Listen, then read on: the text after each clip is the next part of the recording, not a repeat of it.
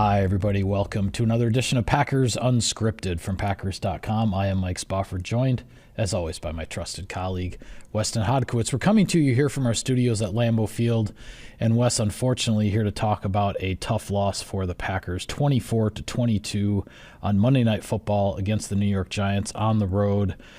A walk-off field goal decided this one, but bottom line is this was a performance the Packers are not proud of. The fact that they even had a chance to win the game at the end was kind of a miracle, and it didn't go their way, and it was a big opportunity missed as the Packers fall to 6-7. So I did our Insider Inbox column for Wednesday morning, making sure I have my days correctly here. And before we start breaking down this game, because there's certainly a lot to go into, it's a conversation we've had a lot of times, but I think it's so important to have because I'm not clairvoyant. I'm not a soothsayer.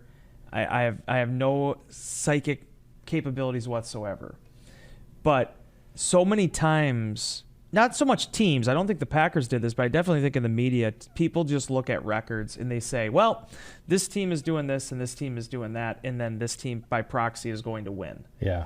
There's a reason why Matt LaFleur always talks about why you have to do it on Sundays, why you have to go out there and perform at your highest level regardless of who the opponent is.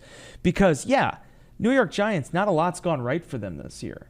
They were 4-5 going into this matchup, but 4-8. 4-8, excuse me. Yeah. 4-5 was the Saquon Barkley stat I had. They're actually now 5-5 with Barkley this season. Right. But it comes down to how a team is playing and where you're building towards. And in a lot of ways, for as much as people didn't want to give credit to the Giants, they were in the same boat as Green Bay. Green Bay's just a little flashier in terms of how they've definitely gotten better throughout the course of the season.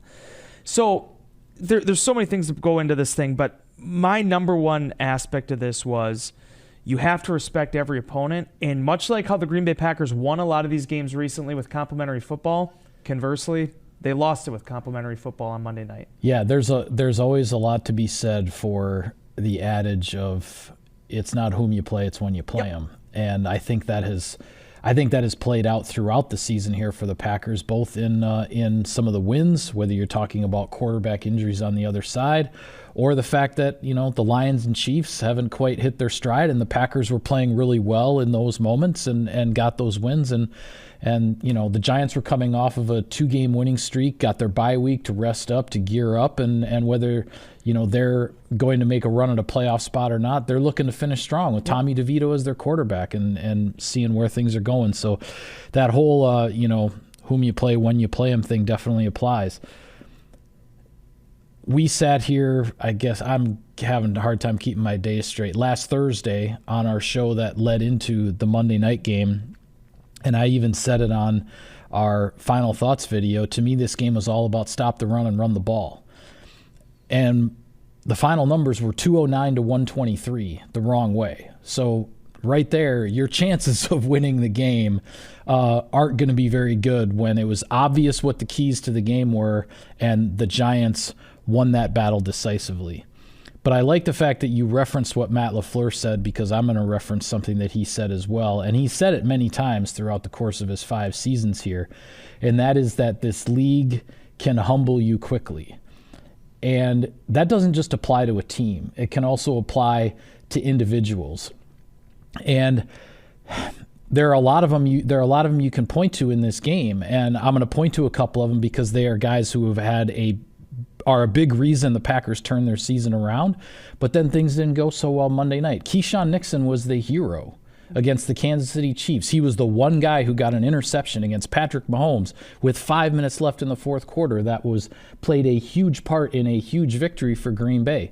But he has 2 really, really rough plays against the Giants. The muff punt that sets up the Giants for a touchdown. He gets beat for the pass that puts the Giants in field goal range at the end. This league can humble everybody. Jordan Love was riding high. The offense was in a rhythm, right? I mean, everything's going right. There was no rhythm to the Packers offense on Monday night. Jordan Love started the game with some off-target throws. Things weren't going well. He turns the ball over twice in the second quarter. He does settle down, play much better down the stretch, and did give the Packers a chance. But even then, it just felt like there was never any rhythm offensively. The offense did not look anything like what it had recently, and obviously the absence of Christian Watson certainly had something to do with that. But again, this game was all about the things that the Packers had been doing you weren't able to do.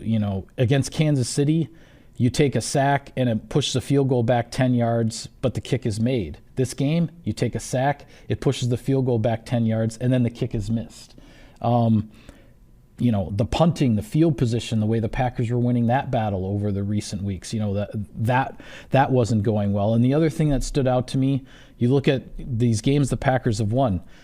They handled Aaron Donald up front. They handled Aiden Hutchinson. They handled Chris Jones. They didn't handle Kayvon Thibodeau. He was all over the place in this game and had an impact everywhere. And as much as it was a collective effort to handle those other big-time defensive front, pass rusher guys for those other teams, it was a collective effort that Kayvon Thibodeau had the impact he did. There, you can go down the line. There are all kinds of things that the Packers were doing to get their wins, and all of those things seemed to escape them in one really bad Monday night in New Jersey. Yeah, and Kayvon Thibodeau, to be fair to everybody, is a former 5th overall pick. And Saquon Barkley is a 2-time Pro Bowl running back. And a number 2 overall pick. Number 2 overall pick, excuse me. They've done so many good things throughout the course of the year against some of these premier players. Right. Then you get the Tommy DeVito experience. And that was probably the most disheartening aspect of this for me because, Mike, I'll tell you what, if you would have told me in the middle of last week, hey, Green Bay Packers, 0.5 over-under for the amount of sacks they're going to get on DeVito, I would have easily taken that. Sure. 0.5 over-under sacks they were going to get on DeVito, even after the first quarter, I would have gladly taken that because of the way they were pressuring him. But for one reason or another, and I wasn't able to really put my finger on it, the kid just proved elusive to that defensive front. Guys got out of their rush lanes. They sometimes over-pursued. And when he got to the second level, there was a lot of green grass there for him to execute with. The Wildcat formation that haunted them last year in London popped back up, although this time it wasn't Saquon Barkley running it. It was Saquon Barkley handing it off and Robinson being the guy that was doing the damage with it. Wan'Dale Robinson, a guy 5'8", was former teammates with Carrington Valentine at Kentucky. Guy looked dynamic in this game. 115 total yards, and Green Bay didn't have an answer for it. So, well, the Dexter Lawrences and the Thibodeaus and the Barkleys, you expect them to get theirs. It's how the Giants were able to produce with the guys that maybe aren't necessarily, until now, the household names. And the big line I had in our Insider Inbox column was, in a game of follies, the Giants had fewer than the Packers did, and they got the win. Yeah, and even when you look at the turnover battle in this game, which we talk about all the time, of course, the Packers had 3 giveaways. Jordan Love had the fumble and the interception. As I mentioned, Nixon had the muff punt.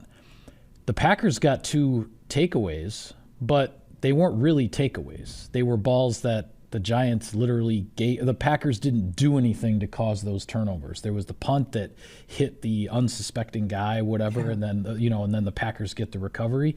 And then there's the play by Barkley where he runs for 34 yards on a run with less than 4 minutes on the clock, and it's looking like the play that essentially is going to salt the game away. Yep. Packers may not even get the ball back, or if they do, they're going to be down by too many points to be able to do anything about it. But he fumbles the ball completely on his own, and not only do the Packers get the ball back because everybody's standing around on the field, Carrington Valentine gets a 50-yard return to set up the Packers in tremendous field position to get a touchdown to take the lead. My point is, the turnovers were 3-2 in this game, but in terms of making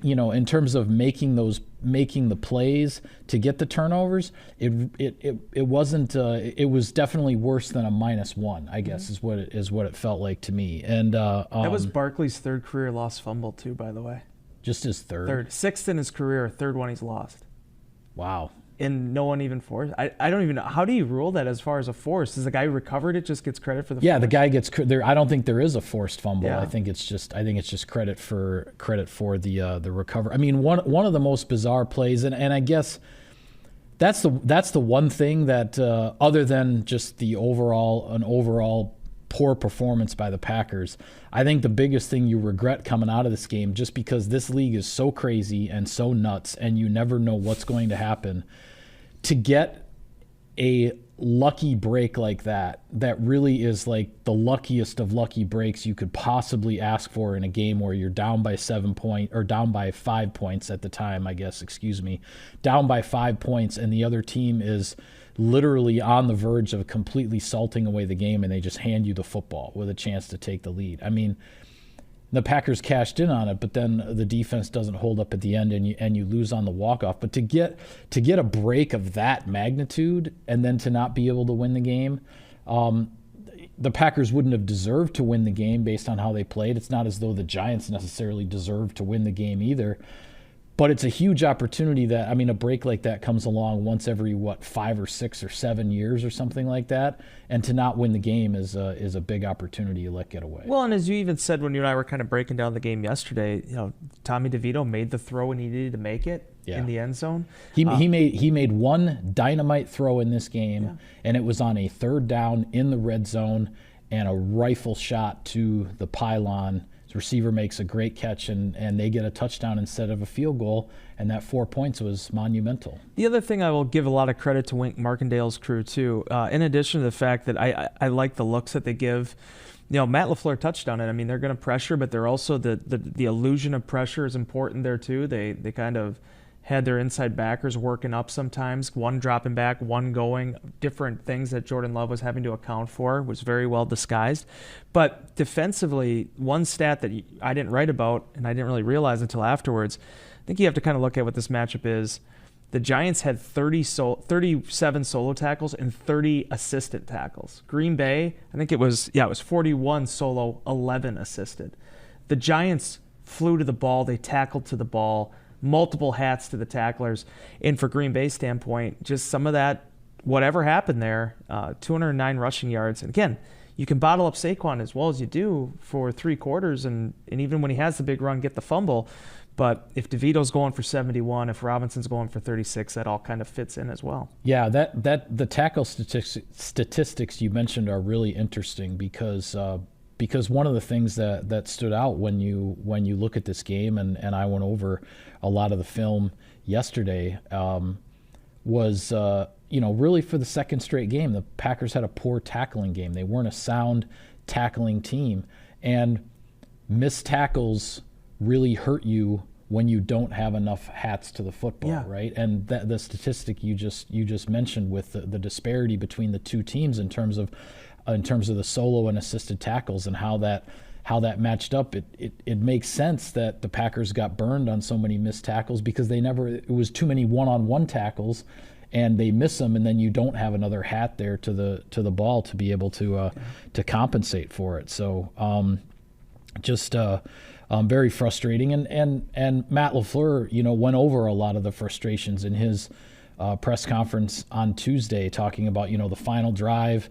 After the first couple of plays, you go to man-to-man coverage calls, and you get burned on 2 man-to-man coverage calls that end up covering 41 yards and get the Giants into field goal range, where the defenders in a man coverage call they're not up on their guys the way they're supposed to be, and those are mental lapses that turn into physical lapses that cost you, and that's how the Giants get in position to win. Yeah, and it turns into points. And Joe Barry, like you said last week, a lot of times when you look at defenses, it's that final number of what's on the board, both for and against, is how you judge these things. And for Green Bay, unfortunately, it was kind of it was a difficult way to lose it because of the poeticism of how it ended. In terms of, you had Malik Heath, they drive down. Jordan Love has his best drive of the game.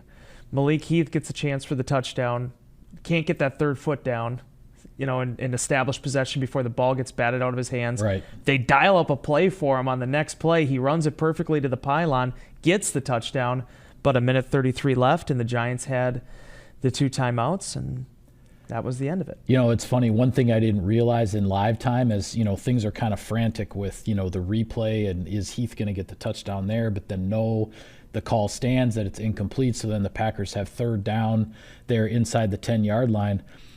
the Giants sent like 8 guys on that third down play. I mean, that was Wink Martindale going all. It's like, this is it. This is the money play of the game right here, going all out for it. And and Heath was one-on-one there at the pylon. The ball was in a good spot. Really, really good catch.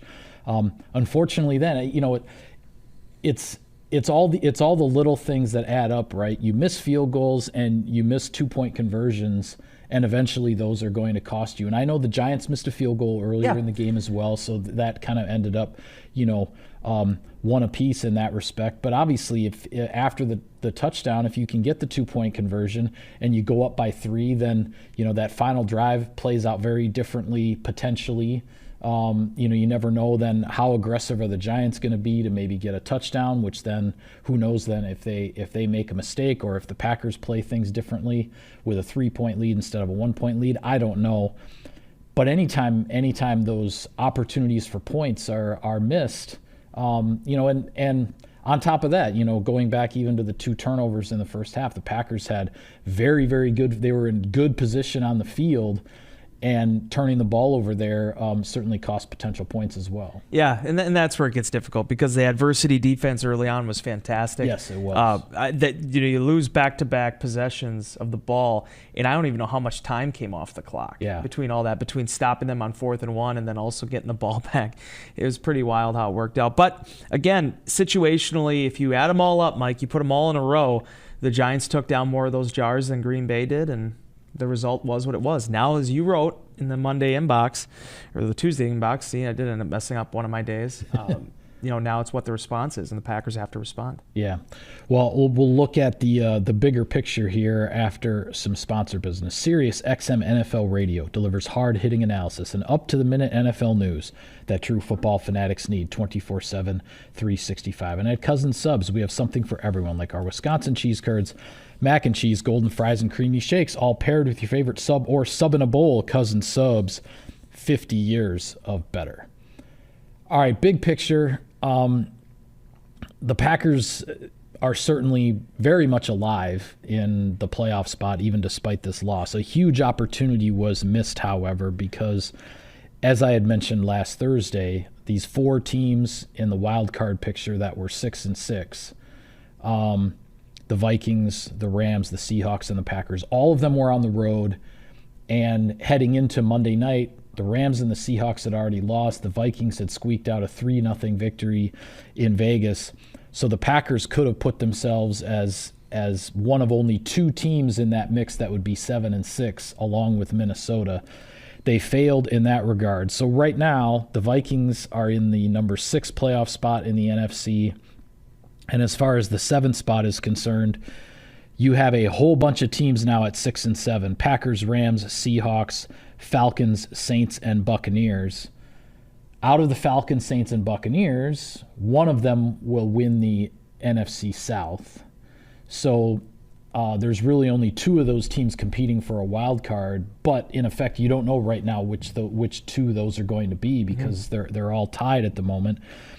And don't look now, but the Chicago Bears and the New York Giants are 5-8, which actually puts them only 1 game back of all of these teams at 6-7 that are fighting for a spot. And with still 4 games left to go, I know that's a ton of teams in the mix. But right now, if you have a chance at 9 wins, which a team that is 5-8 mathematically has a chance to get to 9 wins. If you have a chance to get to 9 wins in the NFC, you have a legitimate chance to make the playoffs. That's really where it sits right now. Yeah, the Giants, they still have their work cut out for them, because they got those matchups with Philly. They have a matchup with the Rams. I mean, their schedule is pretty daunting here coming up. Chicago isn't. Chicago's interesting because Chicago, they have Cleveland with Joe Flacco coming up. Then they got Arizona, Atlanta, who you never know where you're going to get, and then maybe a potential consequential game at the end of the season against the Packers.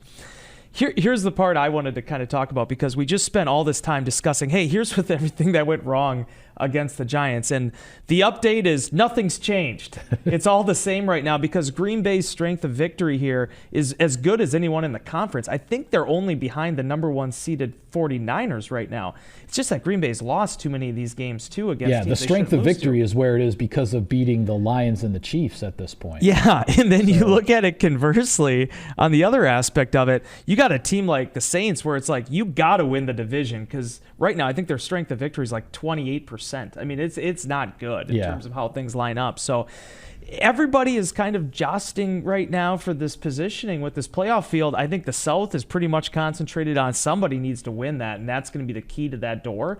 But and it could be a second straight year that the NFC South has a sub 500 champion. I mean, 8-9 is entirely possible to win that division again for a second straight year after the Buccaneers did it with Tom Brady last year. Yeah. But to your point, just getting back to this is why this one hurt, because I think it is a race to 9 wins. I don't know how many wild card seeds are going to be determined by 9 wins. Right. But it is a race to 9 wins, and Green Bay missed out on an opportunity. Credit to the Vikings. We'll talk about some of these games here in a second, but the Vikings took care of business. As ugly as the business could look, they took care of business. They got that 7th victory. Now they're going to be making the switch over to Nick Mullins at quarterback. But that's the race. It doesn't matter how much tape is on the leg. It doesn't matter how much the hamstring hurts. You're just trying to get to the finish line right now. Yeah. And the Vikings have a leg up on everybody else. Yeah, and it just goes to show how, things can change, and you never know how anything is going to go in a given week in this league. You have, suddenly the Seahawks don't have Geno Smith, so then, they were in it with the Niners for a while, but end up losing by a couple of touchdowns. The Vikings can't figure anything out on offense, but their defense keeps the Raiders shut out. They go to Mullins late in the game for a drive for a field goal that ends up being the only points in a 3-0 victory. And then you have both the Rams and the Packers in very different fashions, but both of those teams end up losing on walk-off scores. The Rams lose in overtime on a long punt return by the Baltimore Ravens, a heartbreaking loss for them. The Packers lose on a walk-off field goal. The margins are so slim. Every week can be so different. You mentioned now the Vikings who are the team that is, sitting the best in this wild card race at 7-6, but now they're changing quarterbacks, with 4 games to go. So who knows where that goes. And then at the top of the NFC, you suddenly have a 3-way tie for the number 1 seed with the Cowboys knocking off the Eagles, and the Niners got their win. So San Francisco, Philly, and Dallas are all 10-3. All 3 of them are tied for the number 1 seed, which obviously has the only playoff bye that comes with it. But one of those out of Philly or Dallas is going to drop all the way to the 5 if they don't, get the 1. If they don't get the 1 or the 2. Yeah. If they can't get the 1 or the 2 by being a division winner, the second place team in the East, regardless of what their record is going to drop all the way to the 5 seed. So underneath the champion from the NFC South. There's no other way to make it fair, but I'll never cease to make me smile. The way you've got. I mean, it's crazy right now. You've got 3 teams in the NFC tied for the number 1 seed. You have 3 teams tied for the NFC South lead, all of them below 500. And then you have this whole hodgepodge of other temes that are 6-7 and jockeying with one another to try to get a wild card spot. And as I said in one of my insider inbox answers, I like to say a lot at this time of year, buckle up, here we go. Yeah. I mean, there is so much football left. Every team has got 4 games left to go, which means every team could go 4-0 or every team could go 0-4 or anywhere in between. Yeah.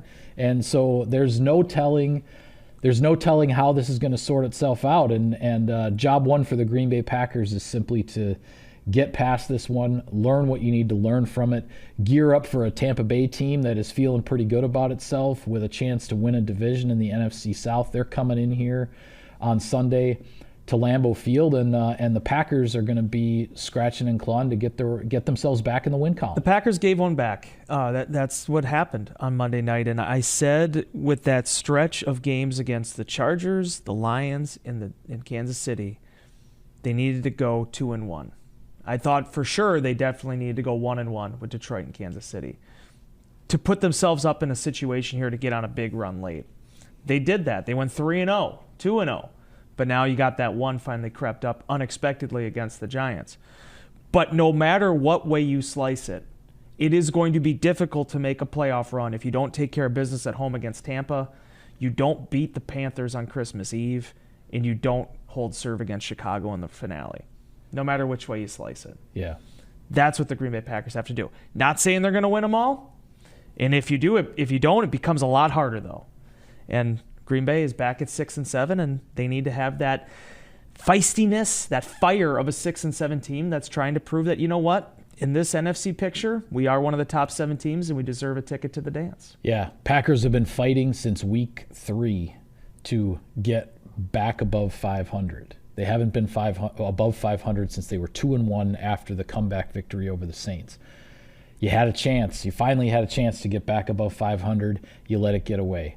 The goal is still to get back above 500 because you know what that would mean, but now you have to get back to 500 first before you can get above 500. It's one step at a time.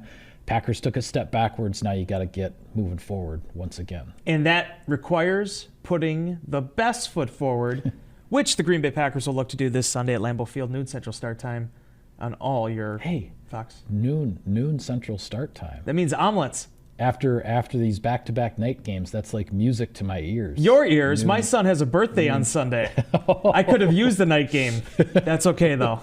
Celebrate on Saturday. Yeah, that's actually what we're going to do, assuming no one else assigns us more work. All right, well, with that, we'll call it a wrap on this edition of Packers Unscripted. Be sure to follow all of our coverage of the team on Packers.com. We'll be back with another show right away tomorrow to look ahead to the Tampa Bay game. Things are obviously a little messed up this week with the Monday night road trip. But you said it, Mike. We're getting things back under control here, folks, as best we can. So for Wes, I am Mike.